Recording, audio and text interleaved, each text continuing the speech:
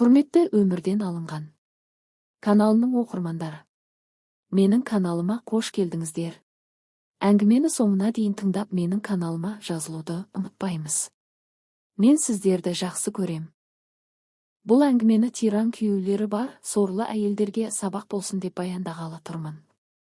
Өйткені менде сол сорлы әйелдің бірі болған бейбақпын. Бала кезім, жасым 6-да. Әкем КамАЗ айдайтын еді. Анам менен кейін көтермеді. Мен жалғыз қыз болдым. Өте бақытты едім. Әкем үйде көп болмайтын болғасын бекен, анам өзіне көңілдес тауып алды. Үнемі кешке ол еркек үйге келеді. Анам маған: «Қызым, әкең ештеңе айтушы болма. Бұл аға біздің бөлмеде шкафты жөндеп береді. Әкең естісе ұрсады. Сен ақылды қызсың ғой» деп мені анам алдайтын еді. Екеуі анамның бөлмесіне кіріп кетіп, шкаф емес диван шиқылдап, бір түрлі дыбыстар естілетін еді. Ол кезде баламын ғой, жаман нәрсені білмей анамның өліміне себепші болған мені тағдыр, өмір баспалдағын аттамай жатып ақ жылатты. Жаңа жыл. Менің туған күніме бір күн қалған. Әкем мені қатты жақсы көрді. Анамды мені ертіп базарға шықтық. Әкем туған күніме қалаған нәрсені алып берді. Сол кезде анамның көңілдесін базардан көрдім. Картоп, пияз секілді көкөніс сатып тұр. Ол үнемі үйге келген кезде маған тәттінің түр-түрін әкеп беретін. Әлгі анамның көңілдесін көре сала: «Шкаф жөндейтін аға» деп жүгіріп бардым. Мың жерден анам «ештеңе айтпа» деген сөзі әп-сәтте есімнен шығып кетті. Балалығым болар, ол еркекті көре сала қуанып, неге қасына барғанымды білмеймін. Анамның көңілдесі мені көре сала, сасқалақтап мән бермеген түр жасап басын бұға берді.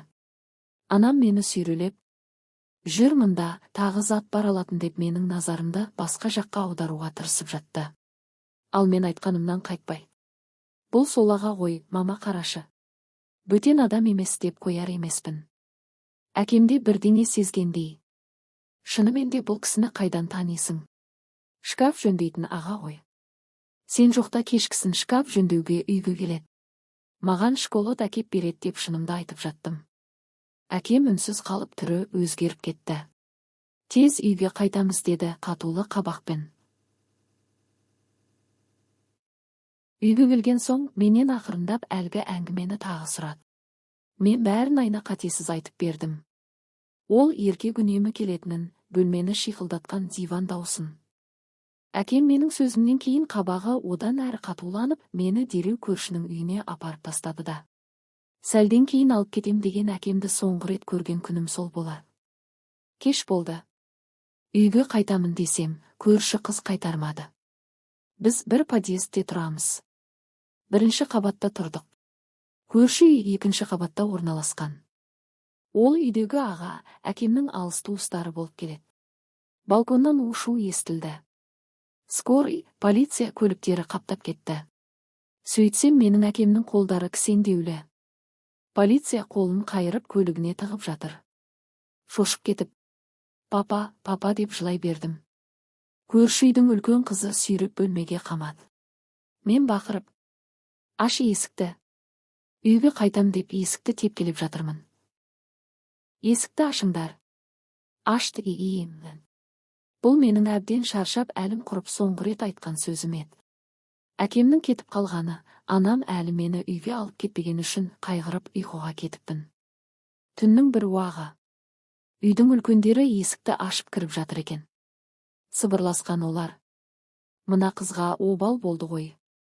Енді анасыз қалай өмір сүрер екен? Ертең ауылға сүйегім апарды» деп менің шешемнің жан тапсырғанын айтқанда өкіріп жылап жібердім. Менің даусымнан байғұстар шошынғаннан ыршып орындарынан секірді. «Үйге барам, анамды неге өлді дейсіңдер? Бәрі өтірік» деп ол бөлмеден шығуға тырыстым. Бірақ үлкен адамдар мені жұбатуға тырысып, айтқандарының бәрін жоққа шығарып жатты. Бірақ жүрегім бір жамандықты сезді.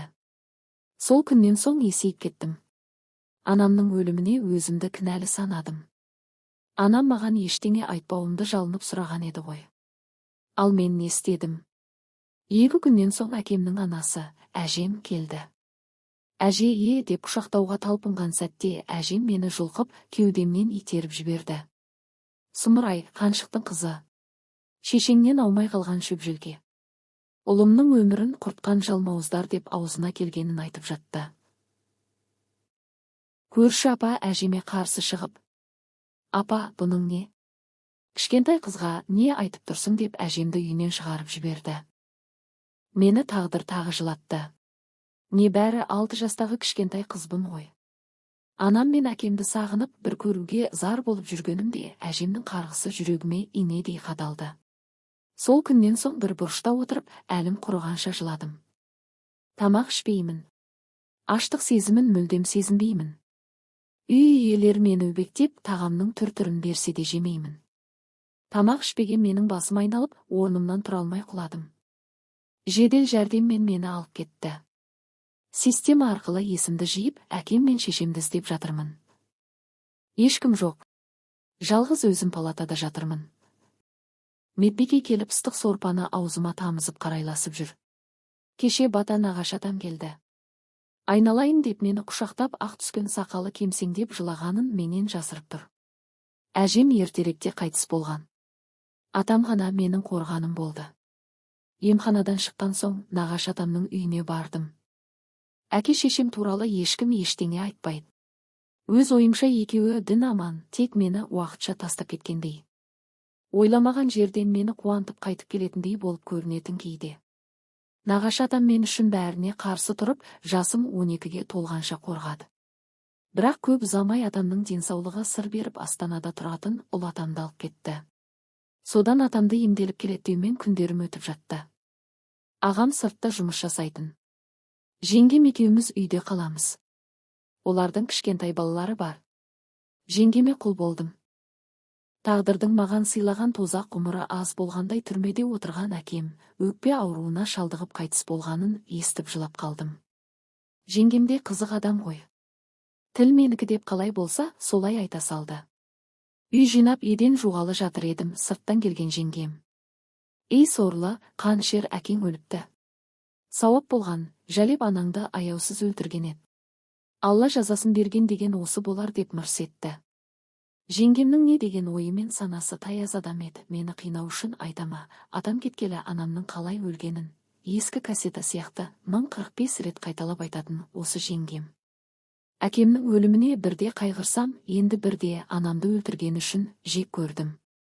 Осындай тозақта өмір сүргенім үшін марқұм екеуінде жек көрсем, кейде олардың мені еркелетіп өсіргені көз алдыма елестесе қатты сағынып жылап аламын.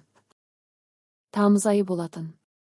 Жеңгемнің сен үйді ақтап, есік терезені сырлап тастай сал деген сөздері әлі құлағымда жаңғырып тұр. Өзі бір аптаға балаларын алып, қаладағы төркіндеріне кетіп қалған. Онысы балаларға бояудың иісі тиіп қалады деген сылтау ғана еді. Бір өзім қалғанда маған қарап тұрған шаң тозаң, төгіліп тұрған қабырғаның сылағы көз алдыма елестей берді. Ауылда бәрін бақылап отыратынын қайтерсің. Әне, мына қыз үй сырлап жатыр екен деген қаңқу сөздер шыға бастады. Күні бойы жүгіріп жүріп ақтамаған жерім қалмады. Енді ғана тынығып алсам ба деп ойлап тұрғанымда ауылдың ішін жаңғырықтырған айқай естілді. Екі алқаш Үсен мен Мұрат құлап сүріне біреудің үйінің алдында отыр. Бәрін көріп әңгіме ететін сол екеуі ғой. Мені де байқады. Әй, сұлу қыз. Жеңгеңді қалаға қашырып жіберіп, өзің мына жақта жалғызсырап қалған түрің бар, деп Үсен көзінің астымен күліп, бір түрлі көзбен қарады. Мұрат деген албасты болса, сөзге келмей қосылды. Үй сырлайтын қыз, күшті қатын болады деп аузын кеседетіп күлді. Жоғалыңдаршы деп мән бермей тірлігімді жалғастыра бердім. Бұл екі албастыны да әйелдері тастап кеткен ғой. Осындай маскүнемдерге кім шыдасын деп іштей ойлайтынмын. Бірақ тағдыр мені Мұраттың әйелі ететінін сол кезде білгенде ғой. Сол кеште үйдің ішін сырлап шаршағаннан ұйықтап қалған едім.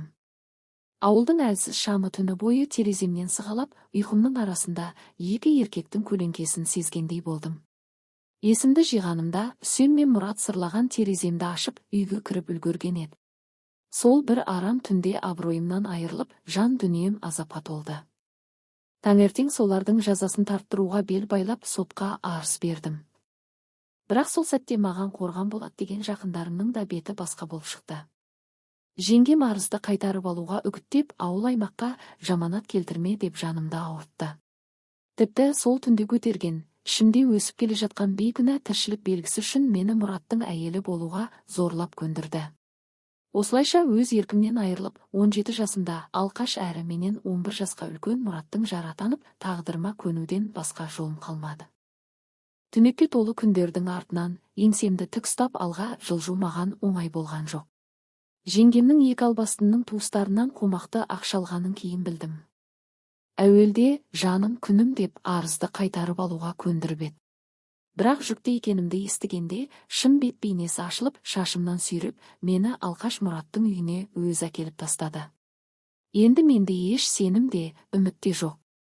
Әлдеқашан тозақтың отына үйренген жүрегім ішімде өсіп келе жатқан сәби үшін ғана соғып тұрғандай. Қалай болса да сол бала үшін өмір сүруге бел будым. Мұрат соңғы кезде ішуді доғарғандай.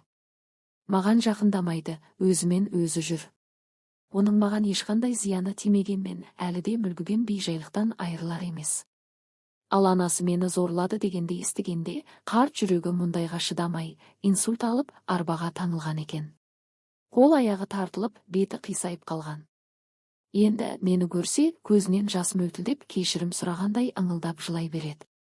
Өзі жасаған қателікке жауап бере алмаса да, менің көзіме тіке қарауға дәті жетпейтіндей. Ал Үсен деген азғын болса, ауылдан бір жола безіп кетті. Түрмеге түспегенімен, ауылдың жігіттері оған өз сыбағасын берген екен. Мұраттың ішімдікке қайта жоламауы да бәлкім осыдан болар. Өмірімде жақсылықты іздеу қиынға соққанымен, ішімдегі сәбидің әрбір қозғалысы жүрегіме кішкене болса да жылу сыйлайды. Бар күнім енді соның бақыты мен амандығы үшін. Арада жылдар зулап өтті.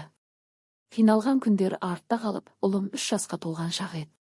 Сол кезде Мұраттың адам болады деп сенген үмітім бірте-бірте сөнді.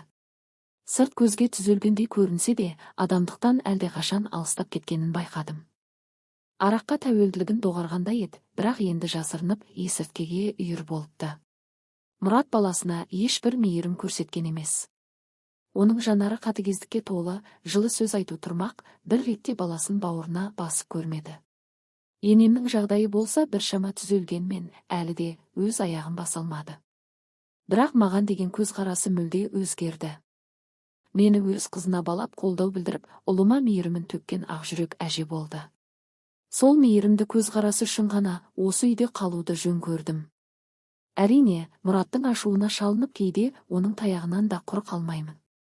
Ұятсыз тірліктерді маған жасататын. Істемесем қолымды қайырып, аузымды жауып, зорлық көрсетіп жүрді. Сол сәтте кеудемді ашы өкініш кернесе де, баламның болашағы үшін төзуім керектігін түсіндім. Өмірден таяқ жеп, тәлкекке түскен тағдырымның ендігі үміті осы кішкентай ғана ұлым. Ұлымды алып, ағамның үйіне қашып кеткен күндерінде болды. Ол жақта ұлыма күн бермейтін жеңгем болды. Ал Мұраттың қасында мен қиналсам да, ұлым жақсы өмір сүрді. Әжесінің құшағында мейірімділіктің не екенін сезініп қалаған тамағын жейтін. Сол үшін Мұраттың маған көрсеткен азабына шыдап жүрген мені Алла тағы сынады. Мен сонша не жаздым екен Аллаға. Ұлым 4 жасқа толғанда өзімді қолға алып жұмысқа шығуға бекіндім. Енемнің алатын зейнетақысын Мұрат тартып алатын әдет тапқан. Ақшамыз жетпей, дүкеннен қарызға азық-түлік алып жүрдік. Күндердің бірінде қарызымыз жиналып, төленбей қалғанда, дүкен иесі күн сайын есігімізді қағып келуді шығарды. Әрең дегенде ауыл әкімшілігіне барып, жағдайымды айтып түсіндіріп, еден жуушы қызметін алдым. Аз да болса, әр тиынға мұқтаж болып қалған мен үшін бұл жұмыс үлкен көмек еді. Жалақымның аздығына қарамастан, осы ақшамен өмір сүруге тура келді. Кішкене болса да қарыздарымды өтей бастаған соң, ұлымды алып бұл тозақтан бір жола қашып кетуді армандадым. Сол арманым үшін ай сайын азғантай жалақымнан жасырып ақша жинай бастадым. Мұрат кейде ақша сұраған кезде барымды жасырып, магазин иесі алып кетті деп әрең сендіретімін. Жүрегімде қорқыныш пен үміт аралас күйде, әр тиынды балапаным екеуміздің болашағымыз үшін сақтай бердім. Бірақ бір күні ол ақшаны Мұрат тауып алып, мені әбден соққыға жықты. Сайқал, тағы қай жерге тықтың? Бол тауып бер деп үйдің астан кестеңін шығарды. Ол ақшаны есірткіге жұмсайды. Менің шырылдап шындықты айтқаныма ол малғын сенбей, шешесінің бөлмесінде тығылып отырған ұлымды жұлқып әкелді. Соңғы рет айтамын, сайқал. Тыққан ақшаңды бер. Әйтпесе бөлтірігімді ұрып өлтіремін деп айқайлады. Мен оның аяғын құшып жалындым. Өзімде таяқ жегенім бар. Денемді көтере алмай, ұлымды оның қолынан жұлып алуға тырыстым. Алайда ол ұлымды ұстап стенаға басын ұрды. Жүрегім қақ жарылды. Жаным шықты. Баламның жылаған дауысы шықпай қалды. Өлсем қосылып өлейін деп пышақты алып Мұратқа жүгірдім. Бірақ оны өлтіре алмай, ол менен пышақты алуға қарсыласты. Балам үшін бекен, әлде жиналған ашу мекен, Мұратпен арпалысып жүріп пышақты жүрегіне тықтым. Содан кейін ол малғынды қанша рет пышақтағаным есімді жоқ. Үсті басым қан жоса болғанда ғана есімді жидым. Баламның жанына бардым.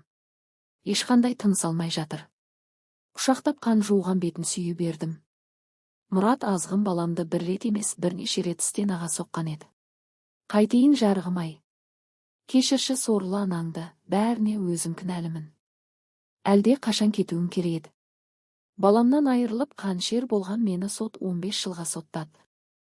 Түрменің тар қапасында ең қиын кездерінде өзіме қанша рет қол салғым келді. Бірақ дәл сол кезде мені ұлымның бейнесі құтқарушыдай келіп құшақтап көзіме қарап, өлмеші, мені тастап кетпеші деген дауыс естілетін.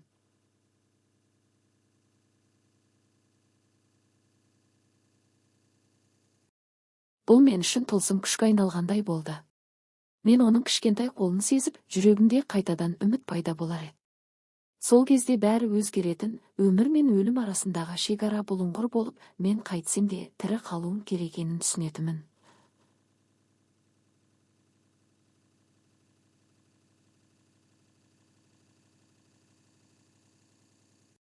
Бір күні өзімді жарақаттап комаға түсіп қалғанымда, менің жаным ана дүниеге жақындап қалды. Бірақ мені қарсы алған әкем мен анам, содан кейін ұлым болды. Олар маған әлі өмір сүруің керек, сен тірі болуың керек деп айтқанда, менің көзіме ажал келіп тұрғанымен, ол мені өткізе алмайтынын түсіндім.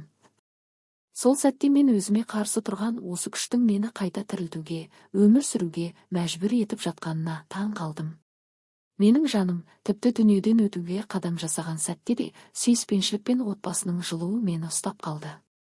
Өмір мен өлімнің арасында жүргенде мен үшін ең маңыздысы ұлымның жанымда болуы, оның мені тастап кетпеуі. Сол күш мені қайрап жаңа өмірге алып шықты. Менің ұлым, ол менің періштем, мені түрмеде 15 жыл бойы құтқарып келген. Сол ауыр жылдарда жүрегімде үміт оты сөнбеген сәттерде мен оны әрдайым жанымда сезетімін. Ұлымның маған берген күші мені тірі қалуға итермеледі, ол менің тіршілігімнің жарық нұрына айналды. Қиыншылықтар мен зардаптардың арасында мен оның бейнесін көремін де қайтадан оянатымын. Түрмеден шыққан соң мен көше сыпыратын жұмысқа тұрдым. Сол жерде, күтпеген жерден, өмірімнің екінші жарығын кездірдім. Ол өте салмақты, мінезі жұмсақ, нағыз еркек еді. Әйел адамды сыйлап, әрқашан түсіністікпен қараған. Оны жақын танып, екеуміз бір-бірімізді түсініп, өмірдің сынақтарын бірге еңсеруге дайын болдық. Ол менің өткенімді білсе де, мені әйел ретінде қабылдады, менің барлық кемшіліктерімді түсініп қолдады. Біздің отбасымыздың бастамасы осылайша қаланды. Бір күні көше тазалап жүріп, алтын алқа тауып алдым. Алқа жуан әрі грамы көп, батпақпен көмкерілген еді. Бәлкім бұл Алланың біздің жолымызға салған бақыты шығар. Сол алқаны күйеуіме беріп, ол оны ломбардқа өткізіп біраз ақша таптық. Күйеуім есепті жақсы білетін адам еді, бірден шағын бизнес ашуға ұсыныс білдірді.